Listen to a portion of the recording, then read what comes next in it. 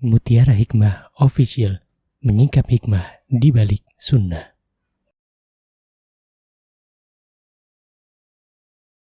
Salurkan donasi terbaik Anda untuk mendukung dakwah Mutiara Hikmah Official.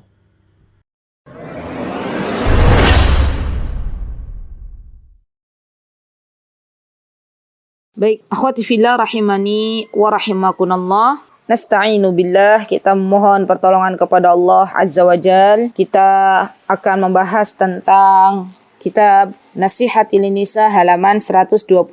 Teman-teman yang saya cintai karena Allah, menjadi wanita yang mulia adalah dambaan kita sebagai seorang muslimah. Segala jalan dan sebab untuk menggapainya pasti kita akan melakukan dengan penuh kesungguhan. Dan Allah Azza wa Jal telah memberikan isyarat kepada kita bahwa di antara hamba-hambanya yang paling bertakwa adalah yang paling mulia. Maka tiadalah suatu kemuliaan ya akhwat akan terwujud kecuali kemuliaan tersebut harus kita dapatkan beriringan dengan ketakwaan kita kepada Allah Subhanahu wa Ta'ala. Dan orang yang bertakwa, akhwati fillah yang saya cintai karena Allah, adalah orang-orang yang Allah cintai, orang-orang yang Allah akan berikan kebaikan di dunia dan di akhirat, orang-orang yang akan mendapatkan kemuliaan yang agung di sisi Allah Subhanahu wa Ta'ala. Dan cita-cita kita diantaranya adalah agar Allah Subhanahu wa Ta'ala menjadikan kita semuanya wanita-wanita muslimah yang mulia di sisi Allah Subhanahu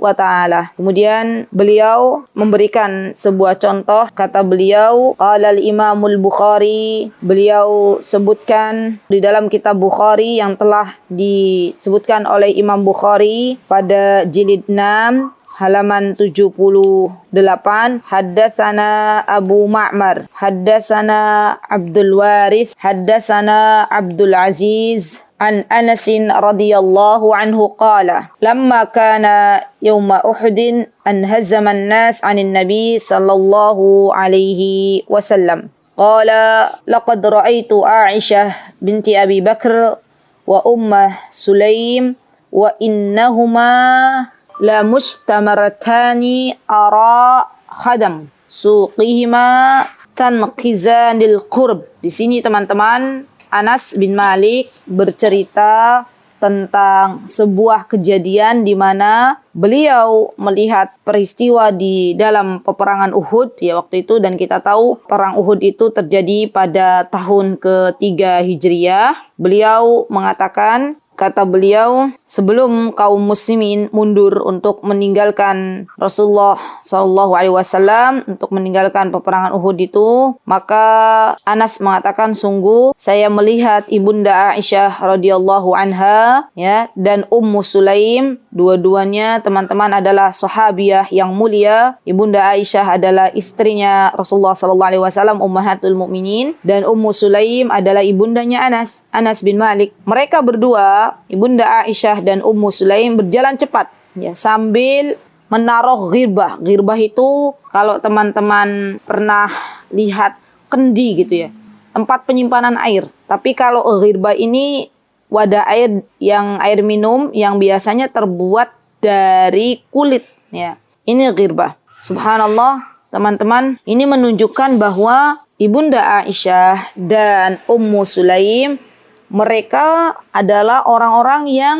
ikut berperang tetapi mereka melakukan sesuai dengan perannya ya. Jadi mereka membantu kaum muslimin untuk membawakan tempat air dan memberikan air tersebut kepada para mujahidin dari kaum muslimin yang ikut berperang ya, subhanallah. Dan disinilah peran ummahatul mukminin, ibunda Aisyah dan Ummu Sulaim untuk bisa memberikan yang terbaik ya untuk agama ini. Subhanallah, Allahu Akbar. Terkadang ya teman-teman, kita itu kalau kita evaluasi diri kita, apa yang sudah kita berikan untuk Islam ya, subhanallah, rasanya belum ada apa-apanya kalau dibandingkan dengan para sahabiah ya, subhanallah. Mereka itu orang-orang yang mengorbankan harta mereka, mengorbankan jiwa mereka untuk Islam ya, subhanallah. Bahkan kalau teman-teman pernah dengar kisah Sumayyah binti Khubat, ya ibu dari Ammar bin Yasir radhiyallahu anhu, beliau subhanallah seorang wanita ya teman-teman. Dan beliau benar-benar mengorbankan dirinya, ya, nyawanya subhanallah untuk Allah Azza wa Jal, ya. Dan kita masih ingat bahwa ketika itu di terik matahari yang begitu menyengat, ya, di hamparan pasir yang begitu panas, yang namanya kalau di gurun pasir tuh pastinya ya teman-teman, pasirnya tuh beda sama yang ada di Indonesia. Jadi panas gitu ya. Dan orang-orang kafir waktu itu membawa Sumayyah, seorang wanita yang lemah, ya radhiyallahu anha, ibunda dari Ammar bin Yasir, beserta suami beliau, Sumayyah dan Yasir, ke sebuah padang pasir, ya. Kemudian waktu itu subhanallah mereka disiksa dengan luar biasa. Subhanallah, keduanya disiksa oleh orang-orang kafir, ya subhanallah, dengan siksaan yang begitu menyedihkan, ya. Mohon maaf, kemaluan Ibu Sumayyah ditusuk dan Sumayyah tetap bertahan, ya, dengan berkata bahwa Allah Azza wa Jalla adalah Rabbnya.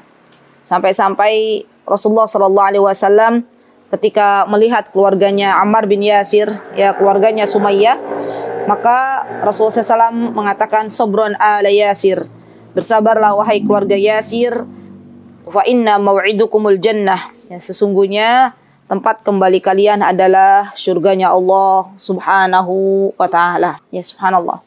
Baik, kemudian di sini teman-teman, wa akhrajahu Muslim, dikeluarkan juga dari Muslim bisyarhin Nawawi, ya dengan syarah yang telah disyarahkan oleh Syekh An-Nawawi rahimahullahu taala.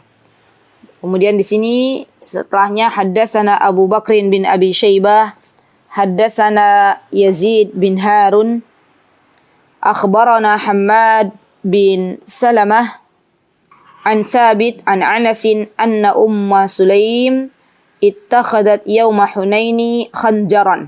Lihat teman-teman, subhanallah. Ummu Sulaim itu teman-teman menjadi teladan untuk kita kaum wanita. Baik itu dalam keberaniannya, baik dalam ketaatannya kepada Allah Azza wa Jal, baik dari menjadi seorang istri yang salihah, menjadi ibu yang luar biasa bagi Ananda, ya Masya Allah. Beliau adalah teladan untuk kita semuanya. Ya, beliau adalah Ummu Sulaim, ibunda Anas. Diceritakan bahwa Ummu Sulaim, teman-teman, pada waktu peperangan Hunain, dan peperangan Hunain ini adalah pertempuran antara Rasulullah SAW, ya, yang mana beliau waktu itu berangkat bersama para sahabat melawan orang-orang Badui dari suku Hawazin dan Thaqif pada tahun 8 Hijriah, ya, di sebuah jalan dari Mekah ke Taif. Dan pertempuran ini teman-teman, ya subhanallah, Allah menangkan bagi kaum muslimin, ya. Dan kaum muslimin waktu itu mendapatkan ghanimah, ya, rampasan perang yang banyak.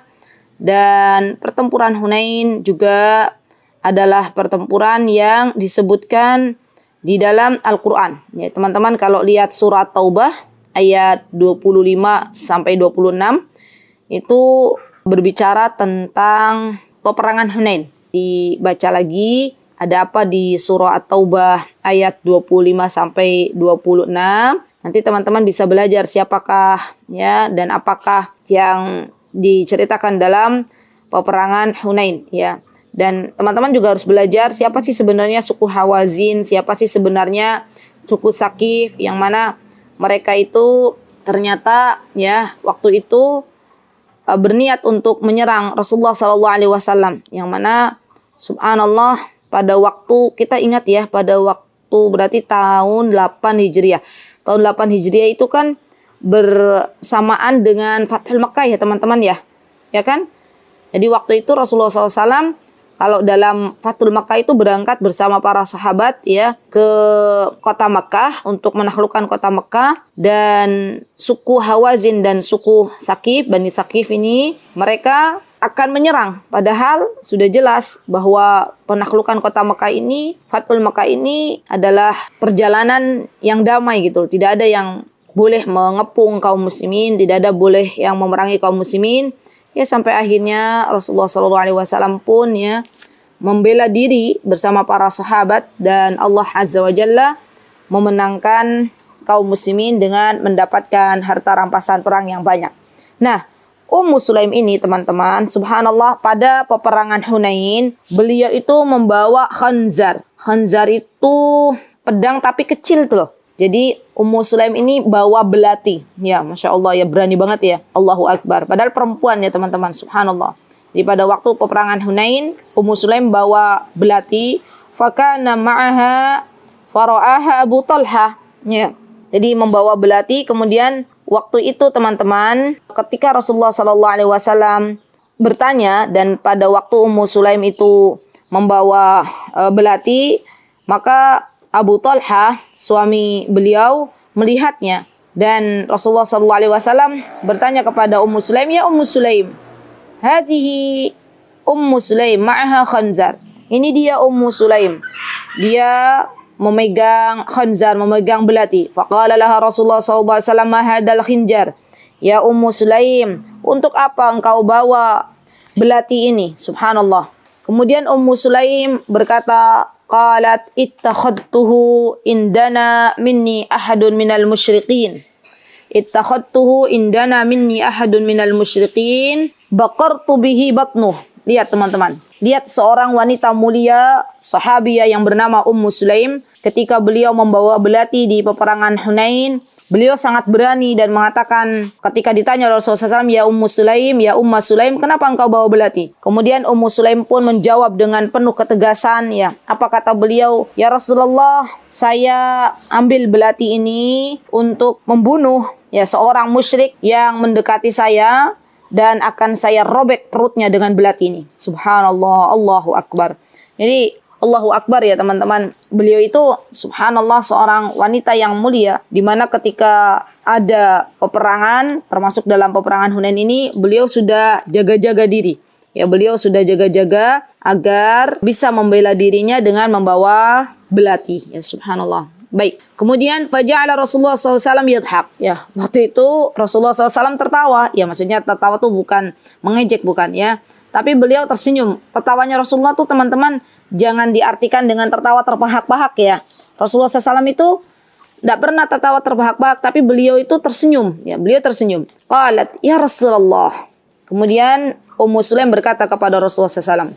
Kata beliau, uqtul min ba'dina minat tulaqai an hazimu bik. Faqala Rasulullah SAW, ya Ummu Sulaim, innallaha qad kafa wa ahsan. Ummu Sulaim berkata kepada Rasulullah SAW, ya Rasulullah, bunuhlah orang-orang tulaqo. Ya, orang-orang tulaqo, ini maksudnya adalah ketika Ummu Sulaim menyebutkan tulaqo, ini karena Nabi kita Muhammad SAW ya dinamakan tulaqo, karena beliau telah menganugerahkan kebebasan kepada mereka dan membebaskan mereka untuk bisa li'anna Nabi sallallahu alaihi wasallam manna 'alaihim wa atlaqahum wa kana fi islamihim du'af fa'taqadat Ummu Sulaim annahum munafiqun wa annahum istahaqqul qatl bin hizamihim wa qaluha min ba'duna ay min siwana kama fi syarhin Nawawi. Jadi ucapan Ummu Sulaim ketika beliau melihat penduduk Mekah yang masuk Islam pada waktu Fathul Mekah, teman-teman, pada waktu penaklukan kota Mekah pada tahun 8 Hijriah, maka mereka itu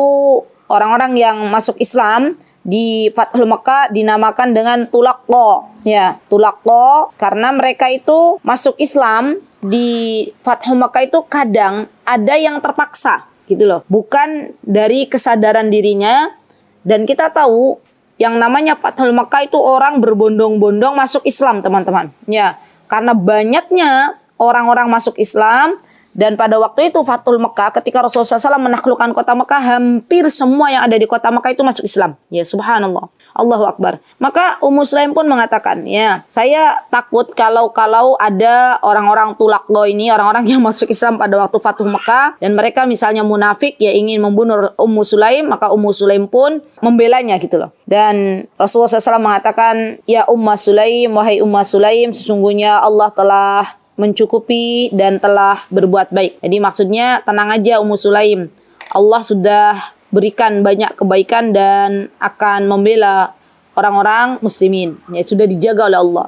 sudah dicukupkan oleh Allah Subhanahu wa taala. Subhanallah. Walaysa fi hadha anna al-mar'a takuna askariyan. Jadi kata Ummu Abdillah, dalam hadis ini jangan diartikan bahwa seorang wanita itu harus menjadi askariyah atau fendem. Walakin idha ihtujiya ila khidmatiha fil ghazwi aw fid difa'i an nafsiha fala ba'sa. Tapi kalau sekiranya wanita itu dibutuhkan ya di dalam sebuah peperangan atau untuk membela dirinya, maka tidak mengapa. Jadi aslinya dalam sebuah kaidah ini kita bisa ambil bahwa seorang wanita itu aslinya nggak harus jadi askariyah. Tapi kalau suatu hari keadaan memang membutuhkan wanita ini untuk melawan dirinya, untuk membela dirinya, untuk misalnya sebuah pekerjaan di mana itu bisa dikerjakan hanya kaum wanita misalnya, yang masak atau yang lainnya misalnya, maka ini diperbolehkan. Ya, falabas. Amma an takuna askariyan kama fu'ila mujma'ul lin-nisa'il askariyat bi Sana'a wa ghairiha fa hada wallahi ihanatu lil mar'ah. Kata beliau di Sana'a, di Sana'a itu sebuah kota teman-teman, ibu kota Yaman, ya subhanallah. Kata beliau, kalau kita lihat para askariyah yang ada di kota Sana'a, maka ini adalah sebuah kehinaan bagi kaum wanita. Jadi menurut beliau, ketika seorang wanita itu menjadikan dirinya itu justru bekerja di publik, di luar ruangan, menurut beliau ini adalah bukan termasuk wanita yang ingin dimuliakan. Ya, As-Sana'a, teman-teman, sekedar teman-teman agar tahu, Sana'a itu adalah ibu kota Yaman, di mana di sana itu cukup dingin karena memang berada di ketinggian ya subhanallah, dan alhamdulillah wa syukurillah kami pernah di sana, dan masya Allah sebenarnya di sana itu ini ya teman-teman, keadaan masyarakatnya jauh lebih baik. Para wanita-wanitanya juga mereka benar-benar memegang apa-apa yang Allah Azza wa Jalla perintahkan, terutama dalam masalah berhijab. Jadi kalau di Yaman itu hampir semua wanita, hampir semuanya, baik itu di ibu kota di Sana'a maupun di kota-kota yang lainnya seperti Aden, seperti Hadramaut, seperti Ma'rib, seperti Su'ada, seperti Hudaidah, ya, semuanya perempuannya memakai hijab syar'i. Hanya pemerintahannya. Ya, jadi ini perlu diketahui teman-teman, pemerintahan di negeri Yaman tuh bukan seperti Saudi, bukan kerajaan, tapi mereka memakai presiden. Ya, jadi sudah tidak lagi sesuai dengan hukum syariat ya. Baik. Wa inna hadzal ghazul amriki ad-dahim 'ala al-biladil islami syai'un min asya'in katsirah. Wa sadaqa an-nabi sallallahu alaihi wasallam idh yaqul la tattabi'unna sanana man kana qablakum shibran bi shibrin wa dira'an bi dira'in hatta law salaku hujra dabbin la salaktumu. Qulna ya Rasulullah al-yahud wan nasara qala faman. Ya. Jadi di sini teman-teman, Rasulullah Sallallahu Alaihi Wasallam pernah mewanti-wanti kita, wanita-wanita muslimah dan juga kaum muslimin pada umumnya. Kata beliau, sungguh kalian itu akan mengikuti kebiasaan-kebiasaan. Sanan itu maksudnya adalah kebiasaan-kebiasaan orang-orang sebelum kalian. Ya. Dan mengikuti kebiasaan-kebiasaan orang-orang sebelum kita itu shibron bishibrin. Ya, sejengkal demi sejengkal. Ya, proses sedikit demi sedikit, gak langsung. Zira'an bizira'in, sehasta demi sehasta. Sampai-sampai hatta lau salaku, ya, kalaulah mereka itu berjalan menuju dabbin lasalaktumu, menuju lubang biawak, pasti kalian pun akan mengikuti mereka. Maka para sahabat pun bertanya kepada Rasulullah SAW, ya Rasulullah, siapa yang dimaksud dengan orang-orang sebelum kita itu? Apakah yang dimaksud orang-orang Yahudi dan Nasara? Kemudian beliau mengatakan, qala faman. Ya, maka betul, maka siapa lagi kalau bukan mereka? Jadi di sini teman-teman nanti kita bisa ambil kenapa kok Ummu Abdillah mengatakan hadis ini, apa hubungannya dengan wanita-wanita yang Allah muliakan. Maka kata Ummu Abdillah di sini, wa bihadza taqra ayuni a'da'illahi min yahudi wa nasara haitsu yarawna al-muslimina wal muslimat addaban lahum wa tasirul hayati lahum wa fi ta'askuril mar'a mafasid wa adrar. Jadi menurut Ummu Abdillah, kenapa para wanita-wanita muslimah akhirnya terjun ke dalam askariyah? Karena itu mengikuti kebiasaan-kebiasaan orang-orang Yahudi dan Nasara, di mana mereka menjadikan wanita-wanita mereka diberikan kebebasan, ya, dan mereka menjadikan wanita-wanitanya mereka keluar, ya, tanpa ada batasan tertentu, dan bolehnya wanita-wanita mereka bekerja sepuasnya. Ya, padahal di dalam Islam ketika wanita itu tinggal di rumahnya, maka itu salah satu cara Islam memuliakan wanita. Subhanallah. Jadi salah satu cara Allah Azza wa Jalla memuliakan kita ya akhwat, ya kaum muslimah, itu dengan diperintahkannya untuk kita tinggal di rumah, bukan untuk berlaga di menjadi askariyah, karena itu bukan tanda untuk memuliakan kaum wanita. Kemudian di sini beliau mengatakan, dan ketika seorang wanita itu menjadi askari, ada adrar, ada bahayanya atau ada kerusakan di dalamnya, ada mafasid. Di antaranya yang pertama kata beliau, fihi musyabahatun lil kuffar. Ya, ini ada subhanallah, ada penyerupaan, ya, menyerupai orang-orang kafir. Wa nabiyina Muhammad sallallahu alaihi wasallam qad haddara ghayatut tahdhir fi min dzalik. Faqala man tashabbaha biqaumin fahuwa minhum. Bahkan ya subhanallah teman-teman, Rasulullah SAW padahal sudah mewanti-wanti agar kita itu tidak meniru-niru orang kafir. Kita itu sudah Allah muliakan dengan diberikannya agama Islam, agama yang Allah ridai, agama yang sempurna, dan kita tidak perlu mengekor kepada mereka, ya. Dan ketika kita menjadi wanita muslimah, kita harus yakin bahwa apa yang Allah dan Rasulnya telah tetapkan baik di dalam Al-Quranul Karim maupun di dalam hadis-hadis sahih, itu adalah yang terbaik untuk kita sebagai wanita muslimah, terbaik bagi kita di dunia maupun di akhirat ya akhwat. Dan kita tidak perlu mengekor kepada orang-orang kafir yang mana kita tahu subhanallah ya, undang-undangnya mereka, peraturan mereka itu subhanallah terkadang justru membuat kerusakan di mana-mana gitu loh. Jadi tetap ya, panduan hidup kita adalah Al-Quran dan Sunnah. Baik. Wa ansaha kullal turidul khairi nafsiha. Subhanallah kata beliau, dan saya nasihatkan kepada setiap wanita, setiap itu setiap saudari wanita muslimah yang menginginkan kebaikan untuk dirinya, wali akhwatiha an tastafid min kitabi Syekhul Islam Ibnu Taimiyah al-musamma Iqtida'us Siratul Mustaqim fi mukhalifati ashabul jahim. Beliau memberikan rekomendasi sebuah kitab yang dikarang oleh Syekhul Islam Ibnu Taimiyah. Nama kitabnya teman-teman Iqtida'us Siratul Mustaqim fi mukhalifati ashabil jahim. Ini nama kitab beliau.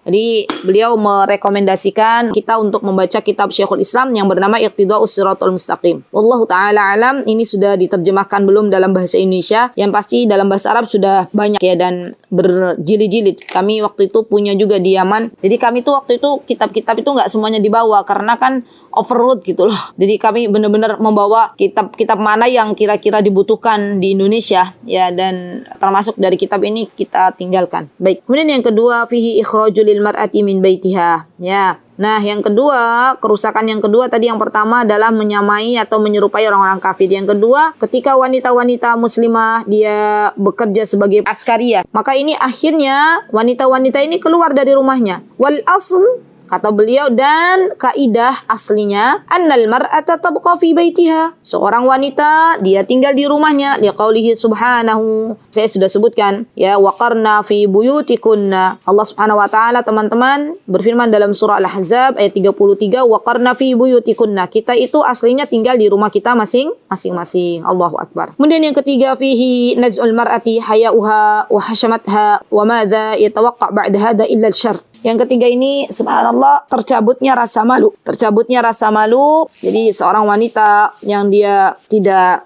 subhanallah, kadang kan kalau seorang wanita itu, mohon maaf sekali ya, terkadang kan bajunya saja ngepas badan gitu ya.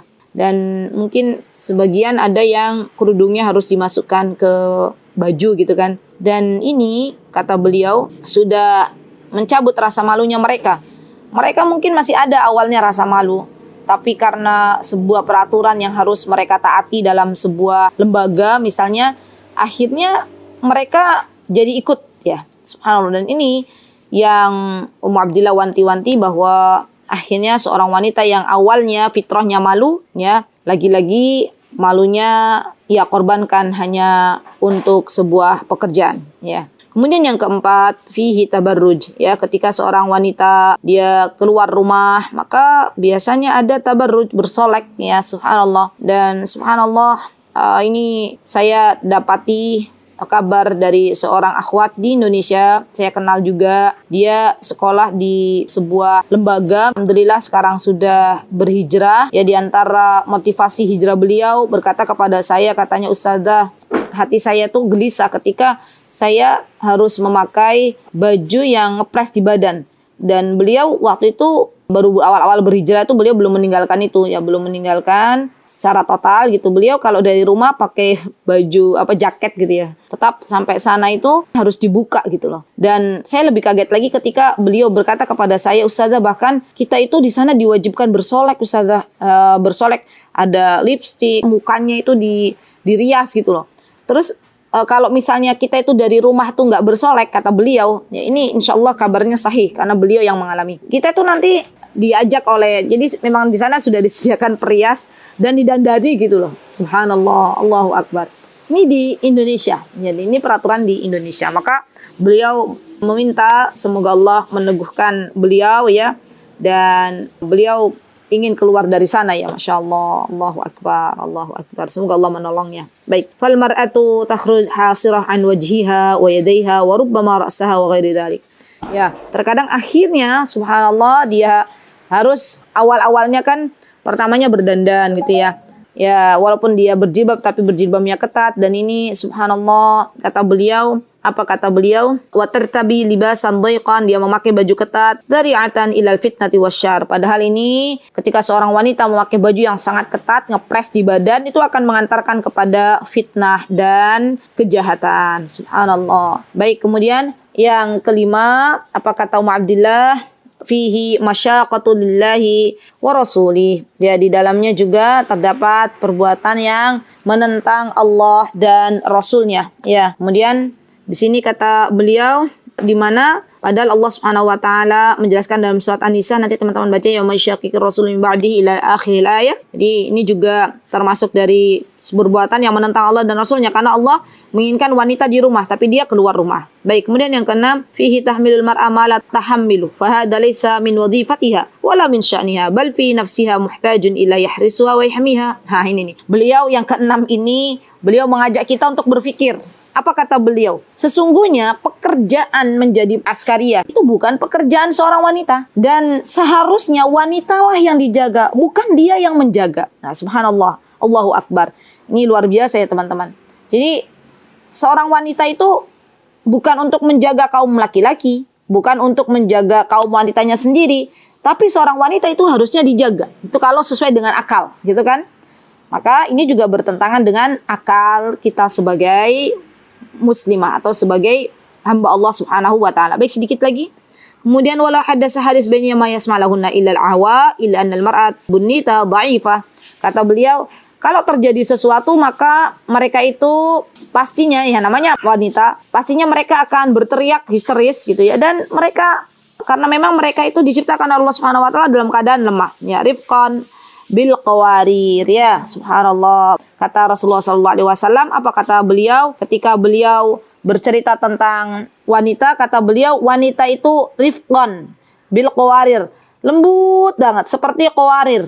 Qawarir itu berupa gelas-gelas yang terbuat dari kaca. Nah, itu tuh wanita, ya masya Allah. Muttafaqun alaihi an Anas ibnu Malik. Ya, jadi di sini teman-teman, ketika Rasulullah SAW memberikan perumpamaan perempuan itu seperti al-qawarir, seperti gelas-gelas kaca, botol-botol kaca, karena lidha'fiha, karena lemahnya jiwa wanita. Subhanallah, lemahnya jiwa wanita. Fa'taziri bidinik dinal islamil hanif wa la takuni im'an. Ya, kata beliau, jadilah kalian itu, kita nih para kaum wanita muslimah, jadilah kita itu orang-orang yang berpegang teguh dengan agama kita, agama Islam yang lurus, agama Islam yang Allah Subhanahu wa taala berikan, ya, dan janganlah kita jadi seperti imatun tuh, seperti bunglon ya, ikut sana ngekor sini ya, rame sana rame sini ya. Kita harus punya pendirian, kita harus punya prinsip dalam hidup ini. Subhanallah. Kemudian di sini, baik, sudah itu ya, insyaallah ada kitab Miftah Darus Sa'adah, kitabnya Imam Ibnul Qayyim. Beliau juga memerintahkan untuk membacanya. Wallahu ta'ala alam, itu yang bisa saya sampaikan dalam kesempatan yang berbahagia ini.